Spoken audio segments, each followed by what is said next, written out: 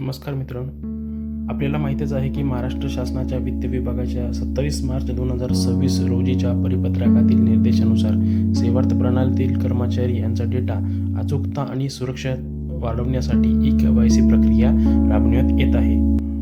आपल्यातील बऱ्याच कर्मचारी यांनी सेवार्थसाठीची ई-केवायसी प्रक्रिया पूर्ण केली असेल व आपली माहिती पूर्ण भरून ई-केवायसी प्रक्रिया पूर्ण केल्याचे प्रमाणपत्र आपल्या DDOकडे सादर केले असेल.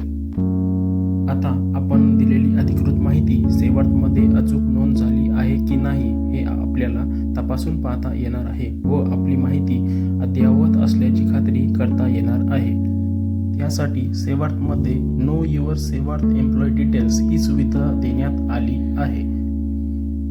त्यासाठी आपल्याला गुगल क्रोम ओपन करून sevarthmahakosh.gov.in या वेबसाईटवरती जायचे आहे.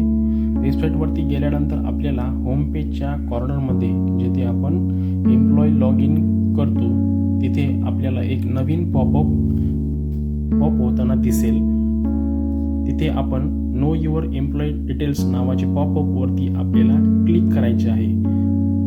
त्या पॉपअपवरती क्लिक केल्यानंतर आपल्याला नवीन पेज ओपन होईल.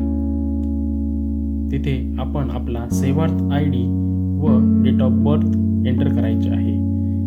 एंटर केल्यानंतर आपला मोबाईल नंबर दिसेल.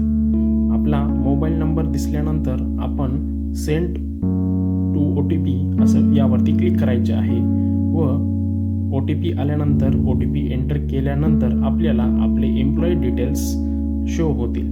आपले एम्प्लॉई डिटेल्स आपण Aadhaar number, PAN number, bank name, bank account number, IFSC code, DDO office DDO code number आणि आपले नाव, सेवार्थ ID हे अचूक असल्याची खात्री करून घेऊ शकता.